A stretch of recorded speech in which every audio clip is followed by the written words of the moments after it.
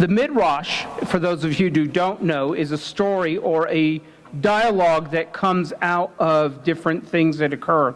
And one of the interesting occurrences of the Midrash, it teaches that actually Sarah died in the last portion, that the enemy came to her and suggested and told her what Abraham was going to do to Isaac at the end of the last portion.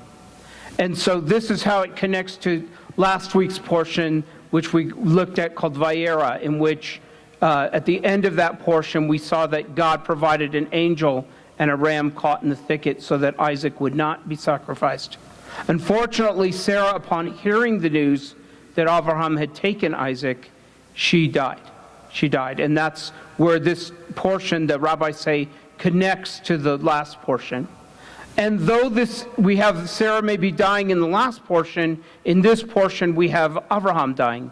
And so it's kind of like Sarah died in the last portion that wasn't about her, and then the portion that's called for her name, we have Abraham's death.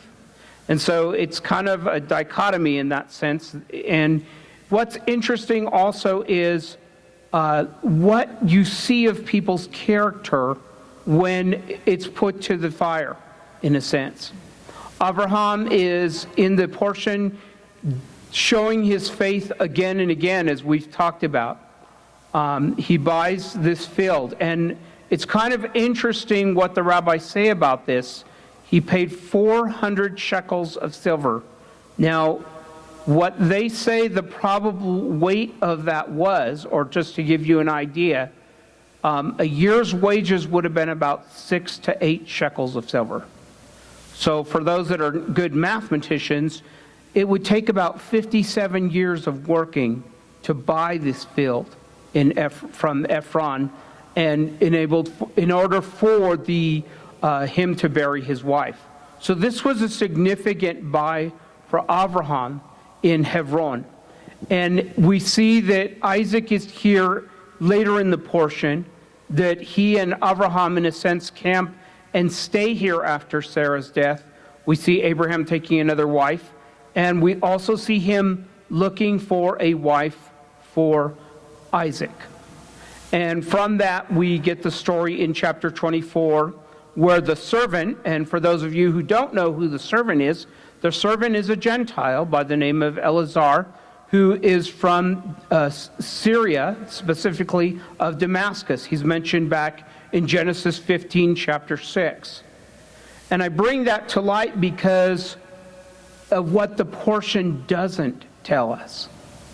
The portion doesn't tell us exactly what the relationship was between Abraham and Eliezer. But we learn the faith of Eliezer by what he was impacted and how his life existed between him and Abraham. And we see a man of prayer, a man of character, a man who does not wait. And over again at each turn, we see that Eliezer shows himself nothing but to be a quality person. And Eliezer, at one time, Abraham thought, when I die, I'm leaving all this to Eliezer.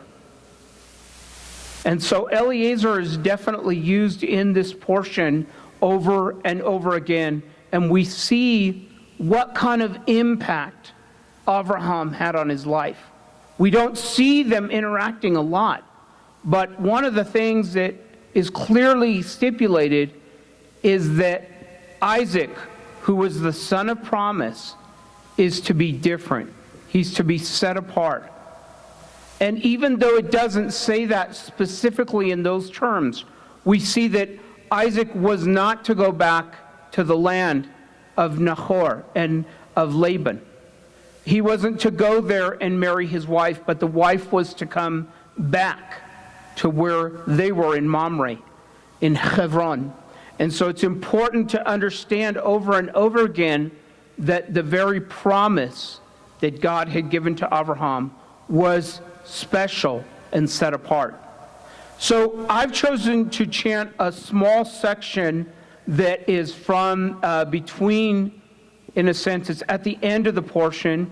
The last chapter deals with the sons of Keturah, and their lineage, and then we have the sons of Ishmael ending the passage. And sandwiched between them, we have an interesting picture of what we see. First of all, we see that Abraham had many sons, but Abraham was the promise. And that, Isaac was the promise. And Isaac was set apart. And part of the take-home lesson in that is the things that God gives us and the thing He promised us, those are some of the things we get to take home. We set those apart. We make those different in our life when we encounter the Lord and the Lord does good things to us. And from the portion also in verses 6, in chapter 25, verse 6 and following, we see Abraham was generous to the other sons. Even though he was not going to set them apart, he still gave them gifts.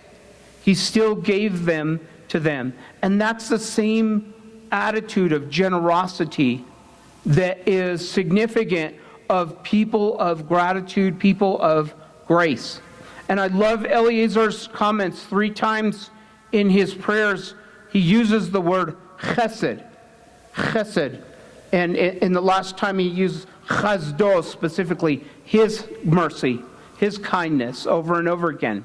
And I hope you'll look for them. I hope you'll read the portion if you haven't read it, because it's important to understand his understanding, Eliezer, of what that exact chesed was to be. And then the portion in the same section, we see that Abraham, he had a legacy of what his life was to be after he was gone. What was the picture for Ishmael and Isaac going forward? How God was to bless Isaac and how Isaac was to be that set-apart piece. How Abraham died full of years and was gathered to his people because he had set a place apart for him and Sarah. And eventually we see all the patriarchs and matriarchs making their way and being buried in this cave in Hebron. So it's important for us to learn that Abraham, we're seeing this at the end of his life, he still understands the idea of setting things apart. He still understands the idea of being generous. And he still understands what it means to have a legacy. And these are lessons of faith for all of us as we grow and as we change. That are we looking to the future? What does the future hold for us? Are we setting apart the promises of God? And are we looking to be generous? Especially in this season of Thanksgiving. It's important because I think sometimes we take for granted much of what our life is about. And it's important to, as each and every one of us that does celebrate Thanksgiving, maybe there's some here that don't, and that's okay, but to pause and to consider where everything comes from. That God gives us everything we have. And that everything in turn that we've been given from Him is to be acknowledged. And so I hope that as we celebrate this week, if you're taking time with family, and family can be stressful, like any good family, Jewish or not, there are stress points, there are fear buttons. Families like to push, did I say the right thing? Shouldn't I have said that?